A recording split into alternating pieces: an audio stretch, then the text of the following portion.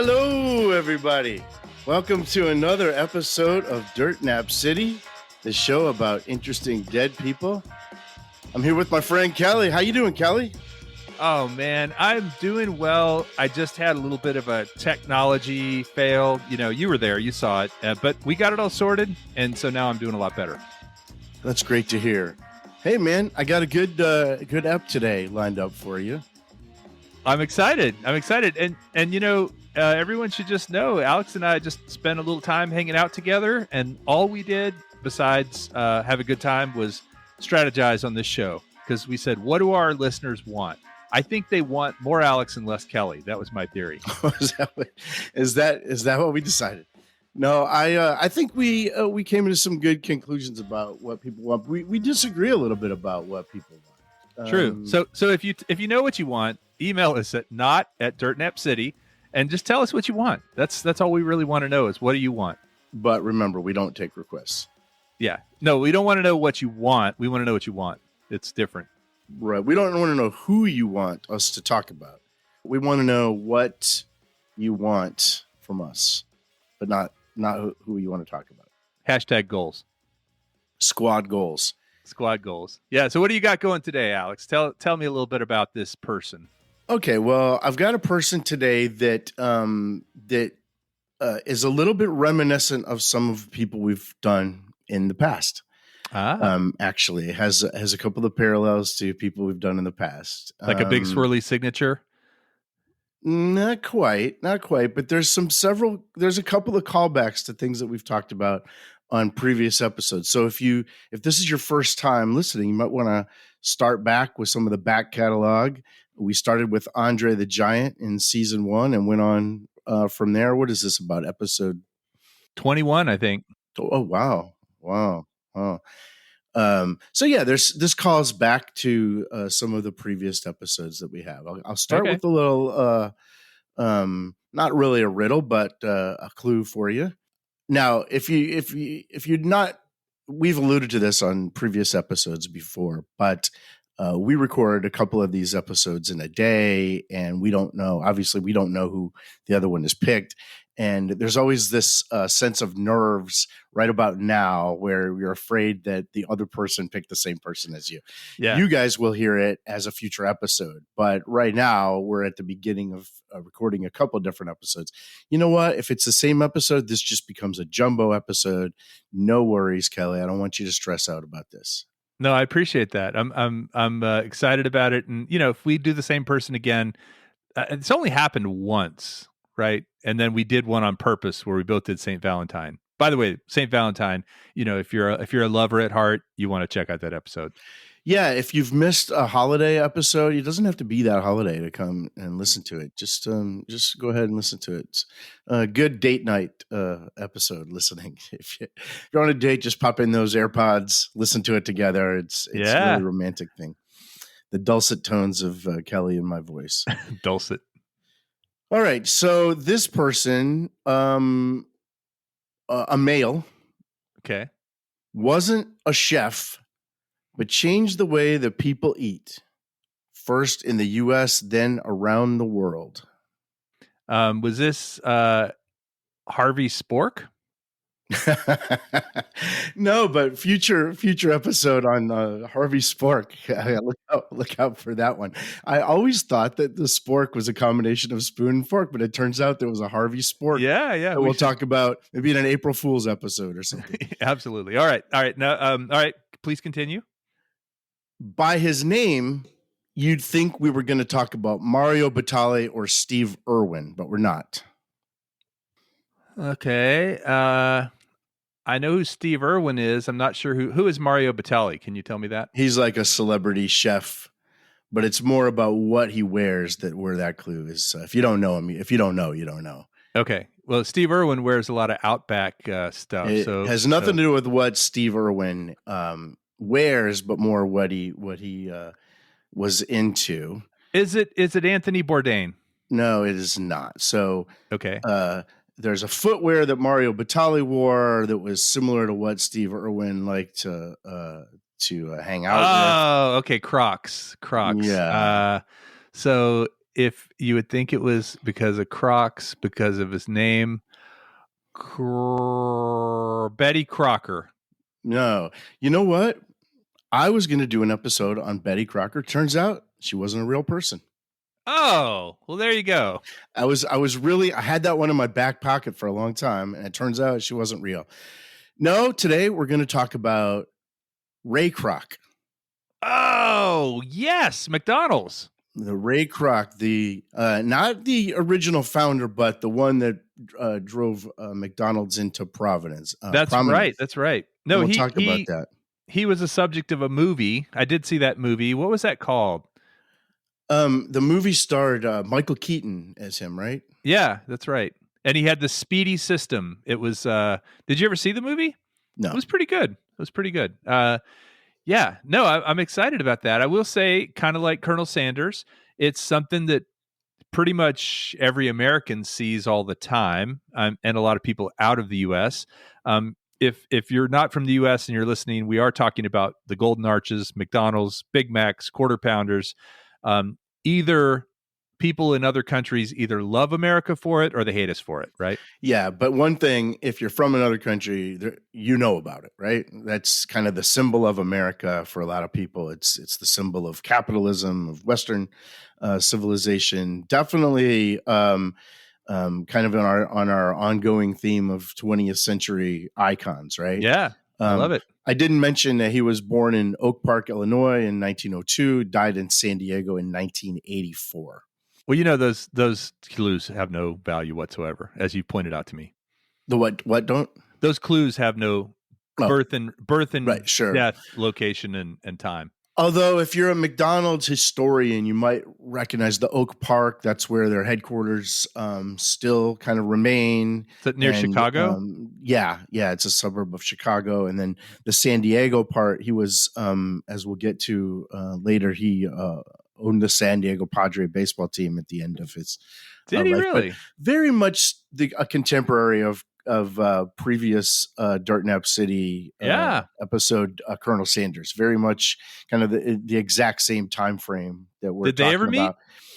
You know, I was looking for a picture of them together. I'm sure they met, but I did not find any picture of them. The closest I found was a picture of Dave Thomas, the Wendy's entrepreneur, and Colonel Sanders together, because Dave Thomas used to work at Wendy's, and there was a picture of him wearing the Colonel Sanders outfit.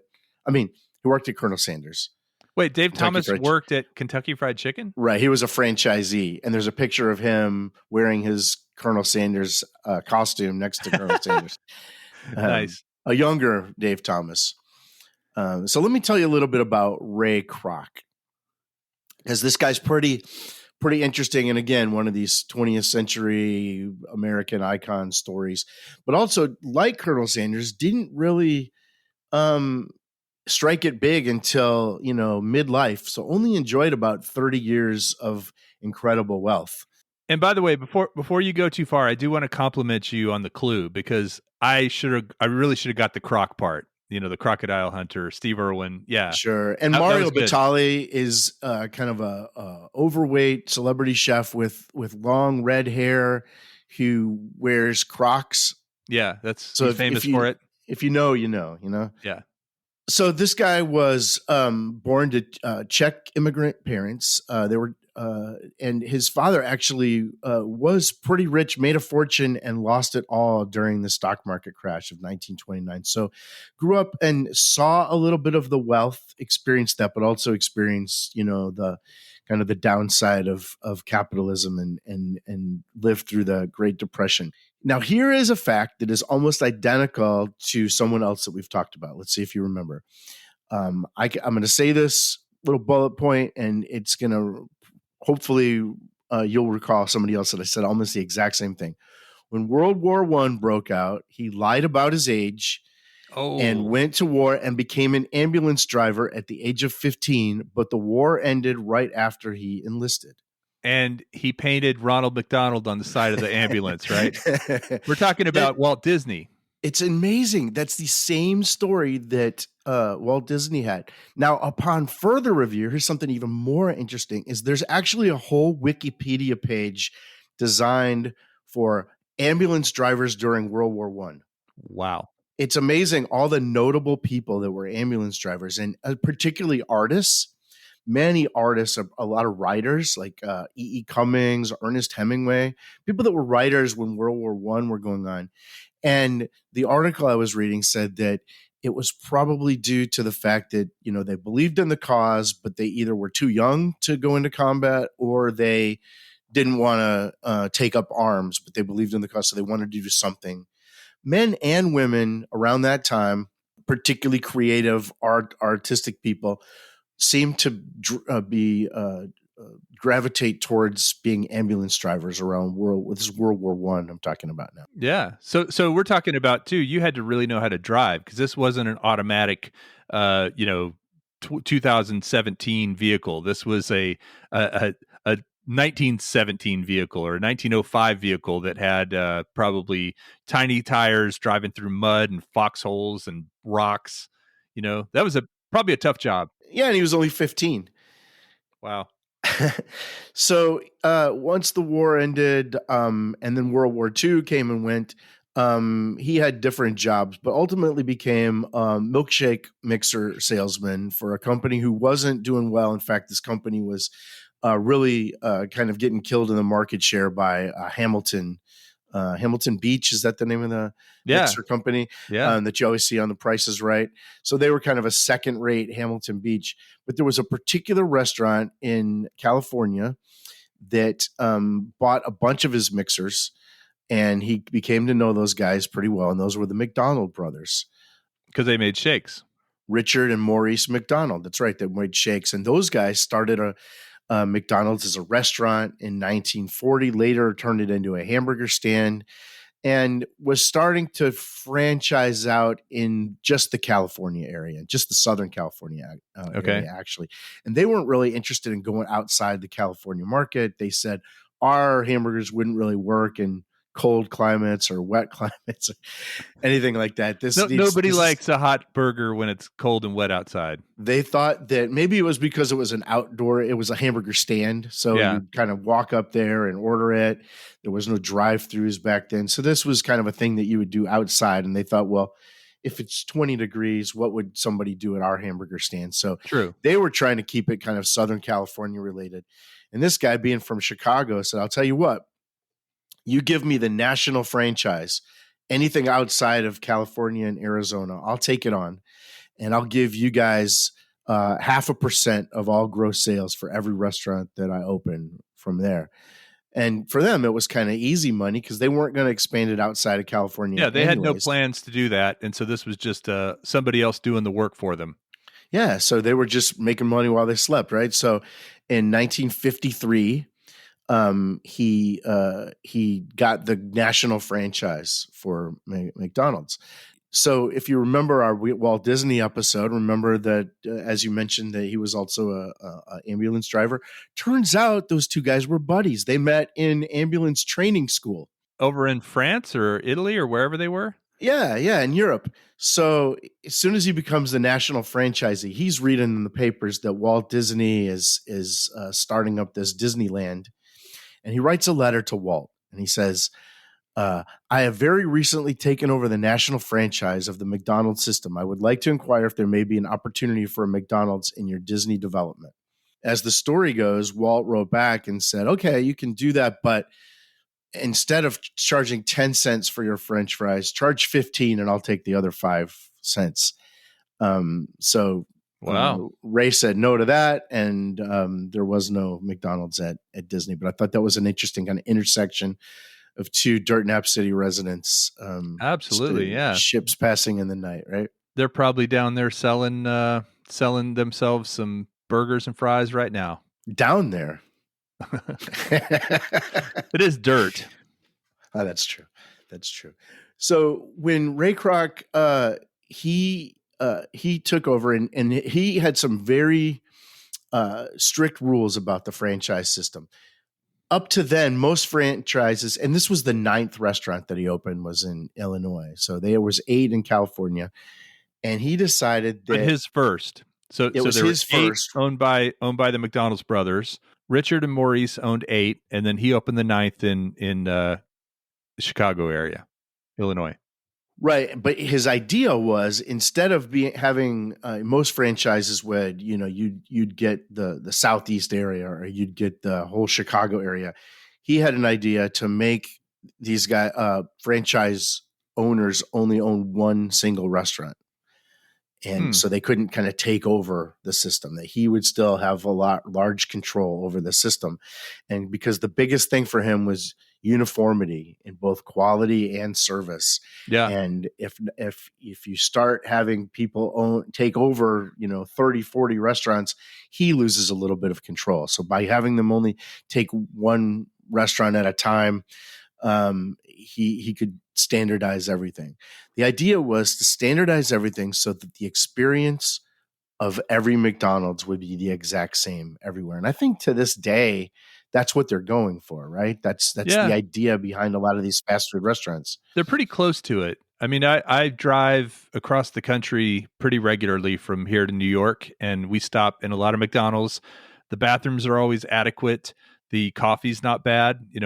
Coffee wasn't something they originally really sold a lot of, but I think they've grown their reputation for coffee and iced coffee, smoothies, things like that. But it's just, you kind of know what you're getting, right? That's exactly right. You know what you're getting. And remember, this is in the early 1950s, as we talked about on the Colonel Sanders episode. When up to then, it's just a lot of mom and pop restaurants with varying opening and closing times and days. You don't know where the next restaurant's going to be. There was remember Duncan Hines put out the book of all the restaurants to stop in, but it's really confusing if you're. Is the bathroom clean? Yeah, but if you go to a McDonald's, like you said, you know what you're getting, and I think that holds true to this day. That's what he was trying to achieve. But he also wanted to make it where people would know that there was almost a guarantee of quality. So if your order was wrong, you get a refund. Yeah. If you had to wait more than 5 minutes, you get a refund. Now, think about how crazy that is, that back then, you're talking about most restaurants were sit-down restaurants with waiters, wait service. You're waiting a lot more than 5 minutes. But this idea of fast food, that food, you're going to get your food within 5 minutes, or you get your money back. That's revolutionary. Yeah, 100%. And was the term fast food common back then? Do you know? No, I think that term might have come up in the 70s. Okay. After these places had already been established, and then we were like, "What should we call that?" Okay. Yeah, and I think Burger King, Wendy's, Jack in the Box, some of these early places, I think once they were kind of everywhere, ubiquitous, then I think they coined the term fast food. The other thing was, he only allowed franchises in suburbs. He didn't let anybody build downtown restaurants. He was afraid that they would get robbed, or that there would be some sort of bad elements, I guess, downtown. Now, he also wanted them to be properly clean, like you mentioned, the people that work there to be well groomed and be polite to children. I think he realized early on that if you get the kids are often the ones on family trips to determine where y'all eat, right? That's right. And if you're nice to kids, and that became a huge thing to factor in McDonald's success. Right? Give them a nice, friendly handshake. That's just right. Like Dr. Spock. That's right. Also, don't waste anything. Every condiment container is scraped completely clean before you use anything else. Very efficient, and no cigarette machines, no pinball machines. So he wanted this to be a particular kind of place, and he didn't want the wrong element to be riffraff. Sure. Finally, by 1961, so about 10 years into this thing, or 8 years into this, he bought out the whole company from the McDonald's brothers for, how much do you think that he bought that for? It was, I don't know how many restaurants. I'm going to say in 1951? 61. 61? I'm going to say $2.5 million. Very close. $2.7 million, which, and that number was figured out to be the amount that after taxes, each of the brothers would walk away with $1 million. And that was a lot of money. That's a lot of money today. That was a lot of money back then, but not anything close to what they could have had. No, by the time he died, there was 7,500 stores, $8 billion in sales, and he was worth $600 million. That was 20 years later. Wow. He died it was 1961 when he bought it. He died in 1984. So I wonder if either of the McDonald's brothers are still alive. No, I doubt it, because they were older than him, I think. Okay.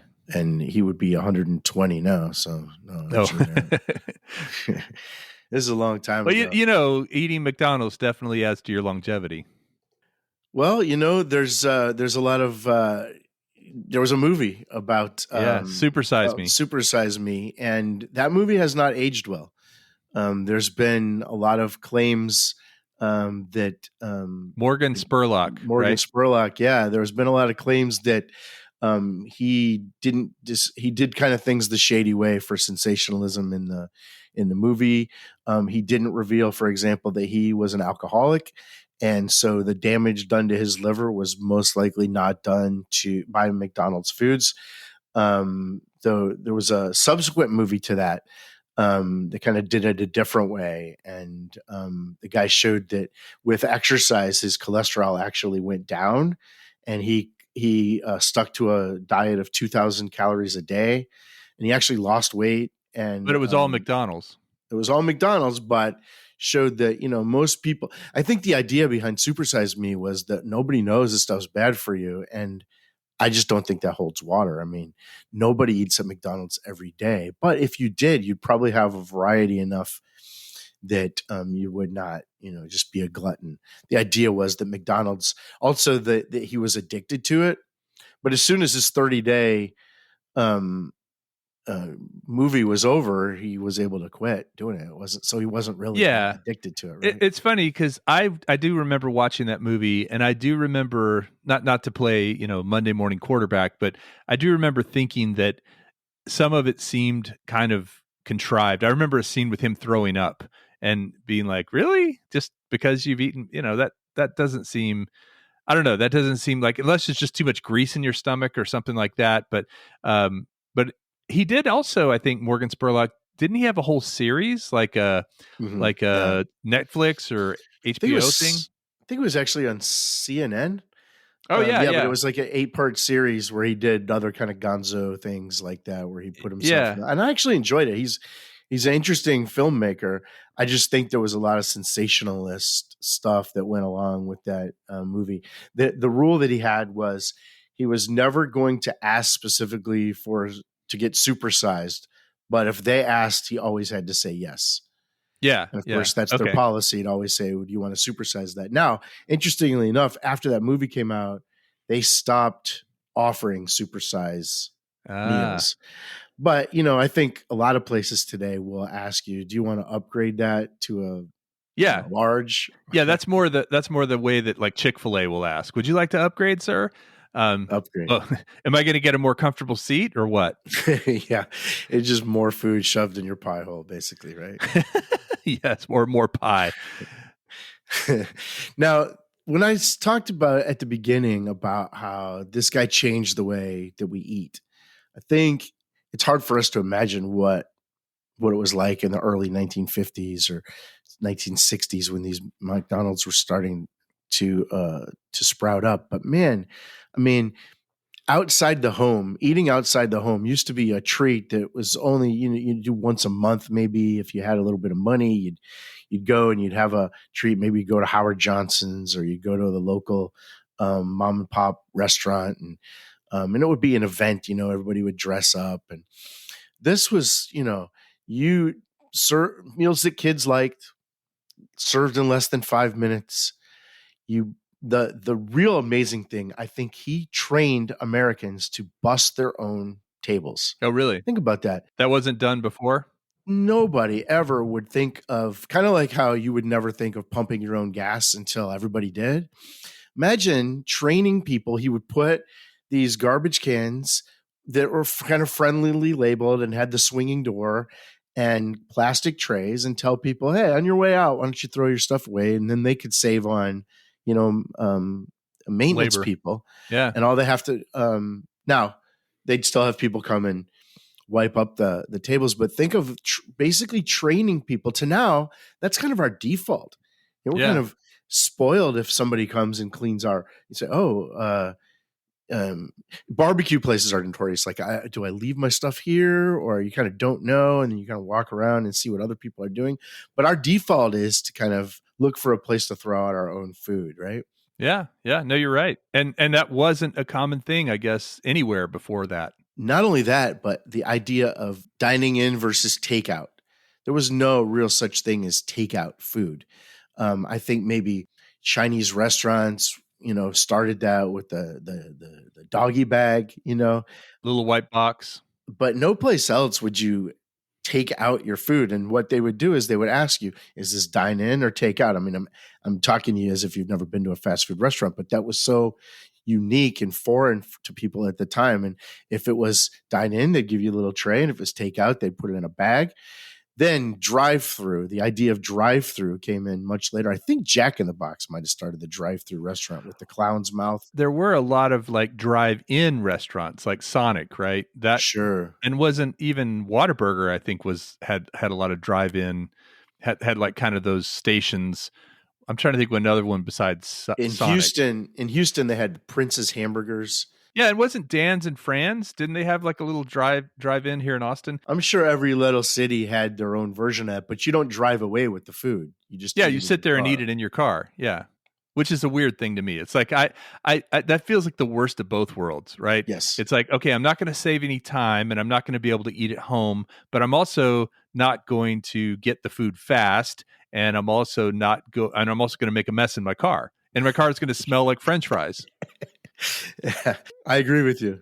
I have to tell you a quick funny story about Sonic. When my daughter was probably 4 years old, she ate a bunch of tater tots at Sonic. And the Sonic tater tots are delicious, right? You're nodding your head, but nobody can see that. Yes, they're delicious. Thank you. So she ate, way too many tater tots. And guess what happened? She threw up. Talking about too much grease in your stomach all of a sudden, and she's throwing it up. And so I think that happened one time, and then we go back to Sonic, and she's in the back seat of the car, and there's a kid next door eating tater tots, and she gives the kid the roll. She rolls down the window and gives the kid the roll down the window, and says, "Don't eat too many; they'll make you puke." Was she ever allowed back at Sonic again? I think her thing there now is just the not Frosties and Blizzards. What do they call them? Like the Route 66, the cherry lime slushies and that sort of thing. Like, I think she only does sweet at Sonic now. She doesn't do savory anymore. Well, it's interesting that you mentioned Sonic, because we live here in Texas, and if you don't have Sonic in your part of the country, in a lot of small towns in Texas, Sonic is the place to kind of go and gather after high school football games and big events. Like Dairy Queen. Sure. In other parts of the country. McDonald's is like that in a lot of places. That most small towns have a McDonald's. And in a lot of places, McDonald's is the place to gather. Which, when you think of a McDonald's as being this enormous corporation and kind of the behemoth that symbolizes capitalism, what the company emphasizes to its franchisees to this day is that in your little town, McDonald's is the small town restaurant. It is the mom and pop place. And that, going back to the kind of single franchise owner, and I'm not sure that that's still the case. I think you can buy a few now. But the idea in the DNA of McDonald's is still very much like you're the small town restaurant in your little town. It just so happens that everybody already knows all the food. It already has name recognition and instant kind of credibility to the extent that they know what they're going to get, right? Yeah. But that idea of McDonald's being part of the community and being there for after the high school football game or the band concert or whatever, that is the case throughout America. Well, and I got to say, you're absolutely right. But I got to tell you, I don't think it's just because of their philosophy and the fact that they train their franchisees to do that. It's their advertising, right? I mean, they're advertising every every commercial you see is the happy family, after the football game, exactly what you're talking about, the sports kids after the baseball game, and we lost, but we're going to McDonald's. It's very much the way they position themselves over the years. And I agree with you. I have a funny story too. This is a really quick one. My grandfather ran his own business in Kansas for a long time. And then when he retired, they originally moved to Florida, but they decided they wanted more. They wanted 4 seasons again, so they moved to North Carolina, this little town called Black Mountain. And when we would go to visit, he called McDonald's the office. He said, "Honey, I'm going to the office," and he would go down there and just drink coffee and eat, whatever he was having. And he would take people down there. He would meet people down there. He was always kind of this wheeler dealer, entrepreneur kind of guy, like to sell stuff at buy stuff at flea markets and sell it. He would have loved eBay, but McDonald's was the office. And so I remember him saying, "Kelly, we're going to the office," and he'd take me down to McDonald's. Wow, that's great. That's great. Did you feel a certain special place in your heart for McDonald's because of that? I mean, I'll say my parents, we very much frequented McDonald's when I was a kid, so I already kind of did. It was very much like you said. It was something we could all agree on. It was cheap. It was fast. There was one right near our house. I definitely feel like that story with my grandfather. I thought it was funny that he named it The Office, and everybody knew what he was talking about. But I already had an affinity for it. I think in later years, I've tried to resist it. Like I try not to go there because it is such, I think, kind of high calorie, low nutrition food compared to other foods. And it is such a big corporation. It's not supporting local things, whatever, all the reasons you might not go to McDonald's. But I still find myself on a road trip stopping there because you know what you're getting, just like you said. So about 15 years ago, man, was it that long ago? About 15 years ago, I had the occasion to visit Hamburger University. Oh, I've heard of this place. Yeah. It's where the franchisees go to learn the ways of McDonald's. It's pretty amazing. It's place. It was in Illinois. It was in, believe it's still in Oak Park, Illinois. Now it's moved to. Now they are in downtown Chicago, where Oprah's offices actually were. They've converted that, but it's basically the training facility, for McDonald's. It's mostly it's managerial training, executive training. It's pretty amazing place, and I got to spend the entire day there, kind of walking around, and I'll tell you what. I'm not a big McDonald's person, but by the end, where they told us at the end of the day they were going to bring us a McDonald's, they were going to give us a hamburger, I was so excited, and all day I kept thinking maybe I've misjudged this thing this whole time, because it must be important if they have. I mean, Kelly, they have rooms there. They have training rooms that are like the United Nations, where people have different headsets and they have 25 different languages that they can teach. And they have translators behind glass translating these seminars. And you think, well, this has to be more important than just a hamburger. But alas, at the end of the day, I tasted it and it was just a simple McDonald's hamburger. So let me ask you this. What is your favorite thing to order at a McDonald's? Like if you were stopping and could just get one thing, what would it be? That might've been the last time I was at a McDonald's, was that hamburger. I just don't usually go there, but I suppose if I went, not even like road trips between Austin and Houston, or where do you stop between Austin and Houston? Buc-ee's? Sure. Prosec's. Oh yeah. Yeah. I mean, I'm just not a big McDonald's person. I don't know if I went there, I would probably. Do they have some kind of a chicken sandwich? I'd probably get something like that. I don't know. What are you laughing at, Kelly? It's just the cavalierness in the way you say that. Do you have some kind of a chicken sandwich? This is not being elite. It's just I don't care for McDonald's that much. Now, McDonald's, if you're listening, we'd be happy to sponsor. We'd be happy to take your sponsorship money, because obviously Kelly calls it the office. Yeah, my whole family. He'll do the reads if you want to sponsor our show.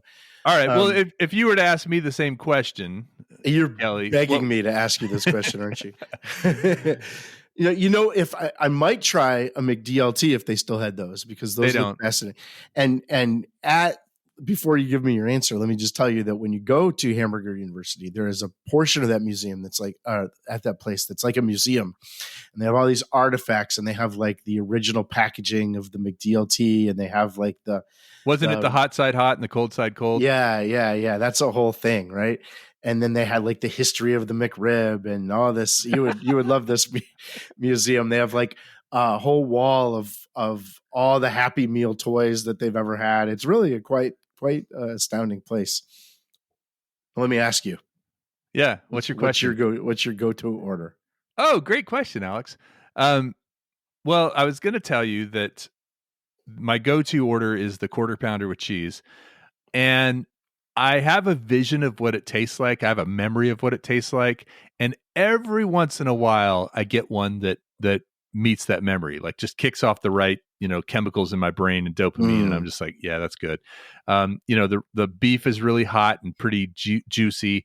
The lettuce is, crispy. The pickles are pickly. It's got the right amount of sauce on it. I'd say 80% of the time they miss the mark. 80% of the time. Wow. I'm disappointed in the quarter pounder with cheese. Wow. But that 20% when it's right, it's so good. So that's interesting because that's their philosophy is that standardization. So you're saying they're falling short. Yeah, it's like the bread is a little stale, or the meat's cold, or the lettuce isn't crispy. I mean, there's always something. I say 80% of the time there's something that is falling short. So McDonald's, if you're listening, get it together, man. Try to get it together. Then I do want to compliment them though. Their iced coffee is really good, especially if you don't oversweeten it, because they do oversweeten it. They serve it super sweet, but you have to tell them that you don't want it as sweet, and they'll do that. And then they do have McDonald's now has smoothies, and their smoothies, I don't know how full of sugar they are. I don't know how nutritious they are. If they're like a legit healthy smoothie, or if they're just like basically a malt. Yeah, they're good though. They're good, and you don't feel quite as guilty drinking one of those as you do drinking a milkshake. You talk about the quarter pounder with cheese. They did develop a bigger burger than that called the third pounder, and people didn't buy it because people thought, this is kind of embarrassing, but Americans thought a third of a pound was less than a quarter pound, and they're charging more money for a quarter pound. Burger. Yeah, well, you can get like a double quarter pounder. You can get like a triple. I think, isn't there a triple? Is that if you teach fractions out there, get your act together, Americans. That's really sad state. So it didn't sell because they would ask people as they were leaving the store, why didn't you buy the third pounder? And they go, why would I pay more for a smaller hamburger? Yeah. And people didn't know that a third of a pound was more than a quarter, more meat than a quarter pound. It's a sad thing. I was speaking with about McDonald's about my trip to Hamburger University, and to a colleague. Can I ask why? Why did you go to Hamburger University? It was on a work. It was at a conference, and at a lot of our conferences, we take these trips to organizations that are in the area, and it was a conference in Chicago. So you weren't buying a franchise or no. Okay. So I was at another conference, and I was telling this colleague of mine who was Portuguese, and she had never been to the U.S. We were in Germany at the time, and I was telling her about my trip, and she said, "Oh, the secret to McDonald's is they get the kids hooked, and that was just what we were just talking about." And she said, "I don't know what they put in that soup, but my kids go crazy for the soup." I said, soup. Apparently in Portugal, the soup at McDonald's is like crack, they say, for kids love the soup. So it's really funny that they've figured out these little regional things that kids like in other places, and it's like a Royale with cheese on that too. In Indonesia, they have McRice. In New Zealand, they have meat pies. In Greece, their hamburgers have tzatziki sauce, and they're served in pita. Just little things like that. Now, as we talked about in the Colonel Sanders episode, there's a fine line, and actually in Walt Disney episode too, there's a fine line between, somebody coming to McDonald's and wanting a taste of America versus giving them something that they're comfortable. It's probably like American Chinese food, Yeah. It has to be something that they're going to buy, but think that they're getting a taste of America. In a lot of European countries, they serve beer at McDonald's. I don't know if you've ever been to McDonald's in Germany, but they serve beer there. Yep. I have seen that. Today, there's over 40,000 McDonald's, Wow. and only a third of them are in the United States. Wow. Okay. Do you know which country has the second most McDonald's restaurants? I mean, I would think Canada, but it's actually Japan. And then China is number 3. Isn't that crazy? Wait, Japan's tiny. Yeah, I know. Isn't that crazy? They have 20,000 McDonald's in Japan or something crazy like that. Or there's that would be like a McDonald's every 10 feet. Yeah. I mean, like do you remember? Check me, Kelly. We were talking about Best in Show, and I don't know if you remember the scene where they met at the McDonald's, or we were talking about Best in Show, and they were talking about how they met at the Starbucks, but it was across the street from another Starbucks, and she had gone to the wrong Starbucks. Right. They actually have that in Houston. They have a Starbucks across the street from another Starbucks. Oh, goodness. People estimate that one out of every 8 workers in the U.S. have worked at McDonald's at some point, which is really interesting because you figure that a lot of people, when their first job is at McDonald's. So it kind of sets the stage for what a workplace should be, what people should expect. A lot of these, managers are 18, 19 years old, and they're the first boss that people ever have. 1 out of every 8 workers have worked. And if you factor in all the other fast food places, there's a huge percentage who get their first job at one of these places. I did want to mention, since we were talking about Germany, that in Hamburg, Germany, there's actually a McBoat where they have a float through service instead of drive through, where you could drive your boat through and get food. It's the only one in the world. It's a McDonald's? Yeah, it's called McBoat. Okay. But it's a McDonald's. It's a McDonald's, and they have a float through service where McBoat. Wow. You can only get there. I don't know if you can go inside. I think. In Germany, in Hamburg, the people that live there, they're called hamburgers. Right. Which it's perfect. Right. So maybe there is a hamburger university there, right? So you mentioned 1 in 8 American workers had worked at McDonald's. My wife worked at McDonald's. Oh, great. How long? I mean, she was a teenager. This was in the Dallas area. I don't know, a year or 2. Should we get her in here?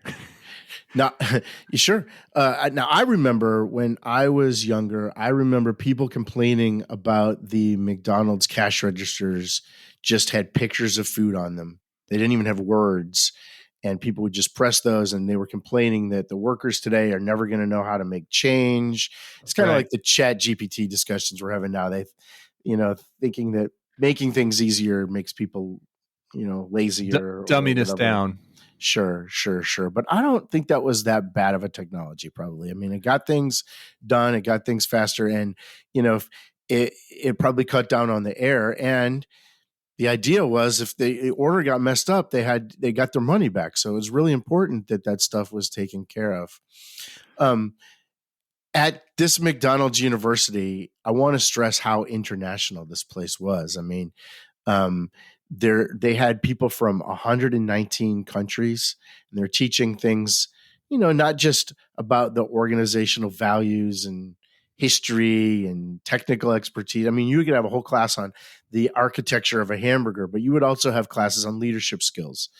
So it was, and they had the ability to teach in 28 different languages through the, like I said, like the United Nations type of headphone system. There's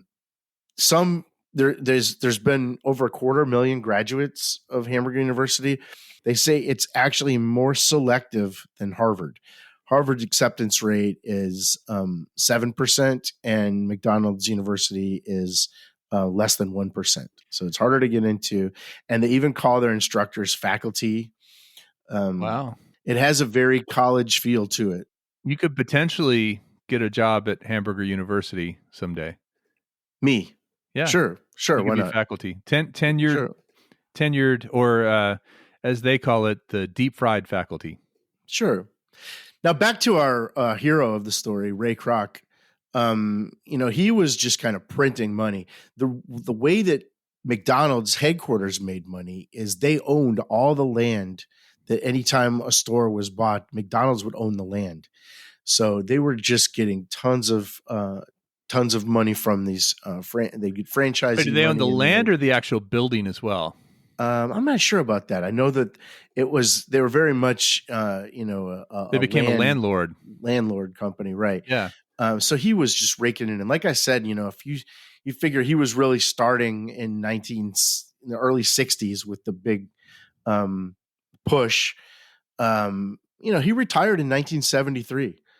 So, wow. He had 10 to 20 years of this. 1973, he retired, and he bought the San Diego Padres baseball team for $12 million, which nowadays baseball teams go for, like $1 billion. Yeah. But the fans loved him. He was just another fan, kind of plucked. It wasn't some, a rich oligarch. He was just a fan like the rest of them. In fact, they lost to the Astros in 1974, and he went to the PA system and said, "I've never seen such stupid ball playing in my life." And the crowd went crazy. They got on his side. I'm sure the players hated it, but the crowd loved it. But he kept getting fined by the commissioner for things like tampering and things like that. So he handed over the operations to his son-in-law in 1979. He said, "There's more future in hamburgers than baseball." Died 5 years later, but the year that he died in the summertime, and that year the Padres went to the World Series. Oh, wow. One of only 2 times they've ever been in the World Series. So I remember they played my favorite team, the Detroit Tigers, that year, and all the Padres had his initials on their sleeves, RAK, for Ray Kroc. So wow. But the legacy that this guy leaves, much like Colonel Sanders, is immense. Maybe the name isn't there. Maybe the name recognition, people don't necessarily know the name Ray Kroc. I think in the business world, he's pretty well known and respected, right? As an entrepreneur and a founder. But yeah, I'm trying to think if Dave Thomas or Ray Kroc. I feel like Ray Kroc still has an edge. And then Colonel Sanders, though. Colonel Sanders was in the commercials. That's why he's the most popular. And he's still the face. Like, he's still the logo. Ray Kroc never changed the name. Dave Thomas did commercials. I don't know if Ray Kroc ever did. Yeah, you're right. He was just the money man, Yeah. And but the legacy he leaves isn't just a bunch of McDonald's. It's, like I said, he changed the way we do things. And even if you're a hater of McDonald's, or even if you prefer different fast food places, there's undeniable that they're the king of fast food. Oh, yeah. Yeah. Worldwide. Well, can we talk about the characters? Oh, let's talk about the characters. So, again, to appeal to children, they invented, now the original logo for, like, when the McDonald brothers had it, was just like a chef's hat on top of a hamburger. Pretty boring. But then this guy came in the, I don't know when the characters came in. I'm guessing by the way they looked, it came in the 60s. Yeah, they had a very psychedelic looking, very colorful. But let's see, you had Ronald McDonald, you had who was just the nice, lovable, and still to this day at every Walmart, where I think there's a McDonald's inside every Walmart, there's a Ronald McDonald like statue sitting. on the bench. Kind of a silver or a very high polished plastic kind of look. Right. Then you had Mayor McCheese. Mayor McCheese, yes. Mayor McCheese was kind of a hamburger or a cheeseburger wearing a tuxedo, right, or a suit. That was kind of, I guess, the boss of everything. Then you had Grimace. Grimace. He was purple. Grimace is purple and almost like a big blob, kind of a Barney kind of a knockoff. Yeah, but he was around first, I think. I think Grimace was around before Barney. Yeah. Oh, definitely. And who else? What other characters? Hamburglar. Hamburglar. Now, what was his deal? He went around and he wore like he had just gotten broken out of jail. He wore striped like a prison uniform and a mask and like a hat, right? Yeah, I don't know what the deal was with him. Like he would go around stealing people's hamburgers. Yeah, and then there was a cop character, Officer Big Mac. Officer Big Mac, that's right. He looked just like Mayor McCheese, but he was a cop. Right, and, right. Yeah, and then he wore a little hat on top of his big giant head. But he was the one who had to chase the Hamburglar all the time. What about Captain Kroc? Captain Kroc? So Captain Kroc was just like Hamburglar, except he only stole fillet of fish. Right. He was into fish because he was a captain. Oh, man. I just actually Googled Grimace and Barney, and then apparently there's a Grimace versus Barney deathmatch video. Of course there is. Of course there is. I'd like to see that. I'm going to watch the death battle, it says. And looking at the two, they were very similar. Grimace was more cone-shaped, and Barney had a big dinosaur head, whereas Grimace's head just kind of went to a point. Do you think those characters still exist today? Like, do people know Grimace? You think if you showed somebody from a young person today Grimace, they would at least identify it with McDonald's? I don't think so. I think you have to be of a certain age and generation to know who Grimace is. They're going to know who Barney is because Barney was kind of around when we were a little bit older, but they're not going to know who Grimace is. Yeah, so I'm reading about Grimace here, and it says that he was officially first called Evil Grimace, and he was just two arms that stole milkshakes, and then they dropped the evil part, and he was introduced as one of the good guys. He was sued by that Knievel guy who said you can't be Evil Grimace. Sorry, buddy. I mean, I guess he was just like a mascot, huh? And why was there always a fascination with stealing things? Stealing the filet-o-fish, stealing the hamburgers. I mean, Hamburglar, that's clever, right? But Captain Kroc, well, that's clever too, actually. Do you think the idea was to get kids to order more than one burger, so in case the one of them got stolen? I think the idea was to teach morality to kids through processed food. Yeah, you're probably right. Ultimately, it came down to these people were pioneers in this marketing to kids thing.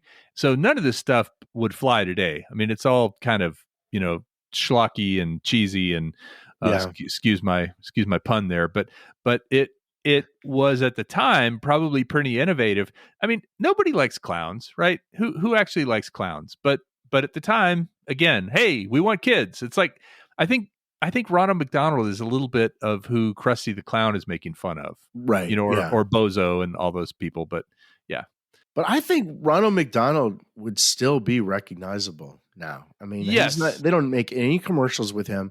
Maybe it's because he's at Walmart, but I don't know how. But I feel like people still know who Ronald McDonald is. Yeah, it's all the other characters, though, that got sort of pushed to the back and to the side. I mean, you don't ever see... As a matter of fact, I remember the Happy Meals back in the day, they would always have characters in them. Right. Like, yeah, they were IP for that, for sure. Yeah. I'm reading about Ronald's... and I never noticed this until I just read this, but you probably did, since you're more of a McDonald's guy.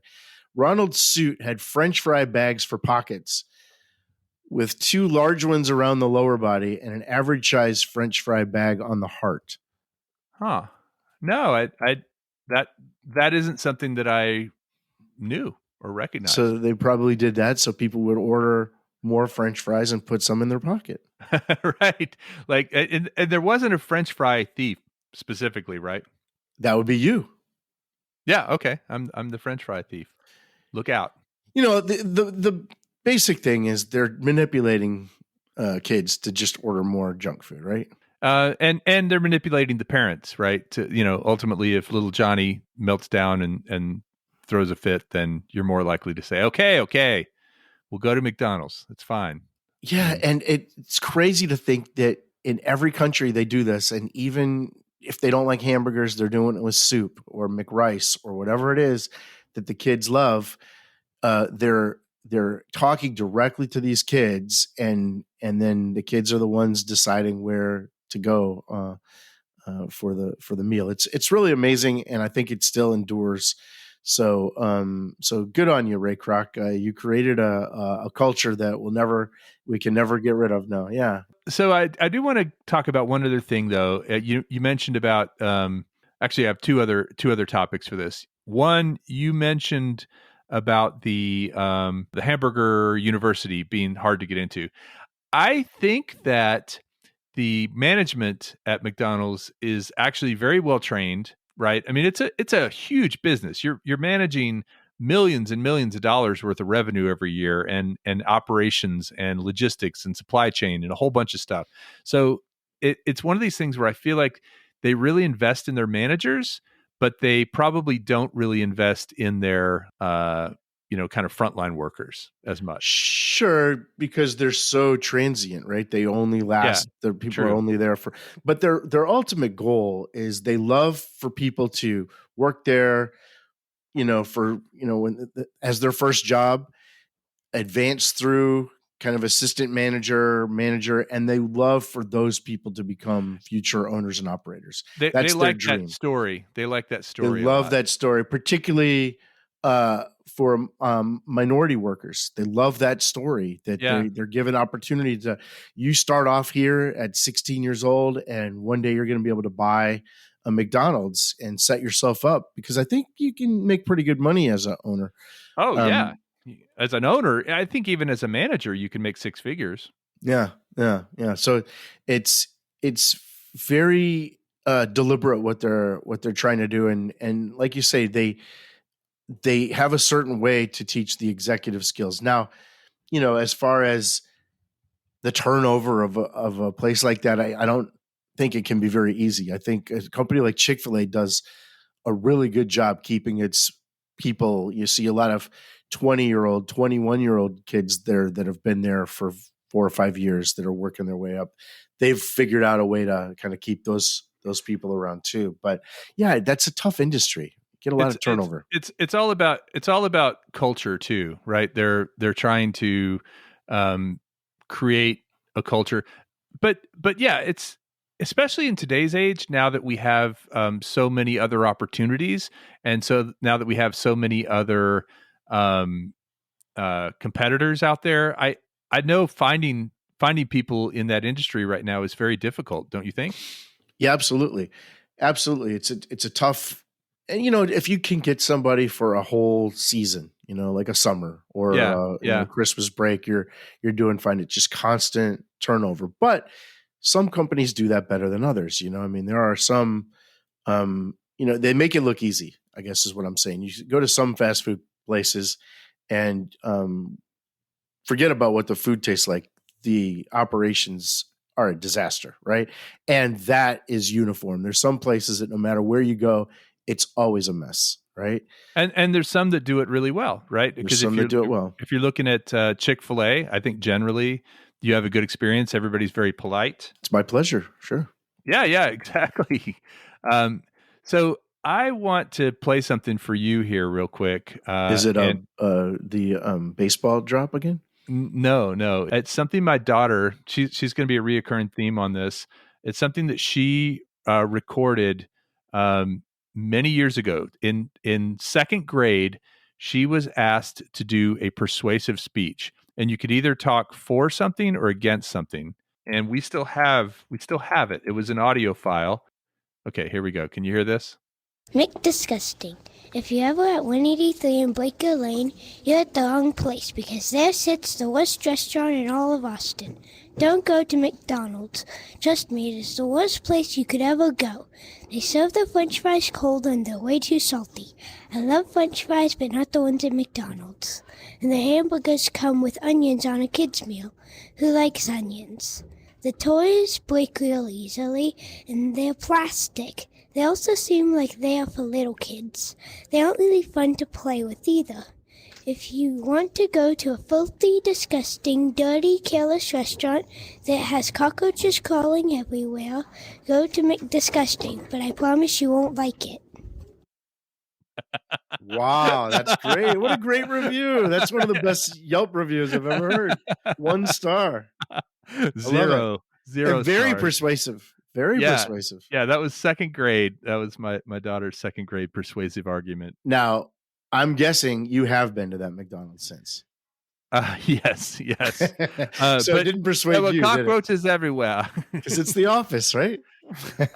It's funny because actually it's 183 in Breaker Lane. That's probably one I've probably been to McDonald's in Columbus, Ohio more often than I've been to that one. Because again, it's a roadshow thing or a road trip thing, or in Oklahoma, when we're driving through Oklahoma or Missouri on the way up to New York, we stop at McDonald's, and it's usually to go to the bathroom, to stretch our legs, and to get a cup of coffee, and sometimes like some French fries. But so I'd probably hit a Brahms in that part of the country. Oh, nice. Yeah, we do stop at Brahms as well. You can get some ice cream there, some good ice cream. Yeah. Well, that's awesome.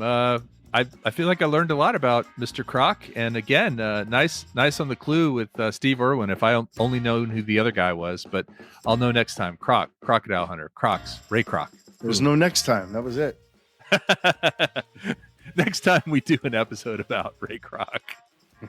Well, you missed your chance. All right, man. Very much in line with the 20th century and everything else about it.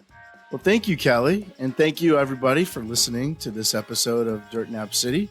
And go out and get yourself some greasy flies. Greasy flies, everyone. Take care. Bye-bye. Bye.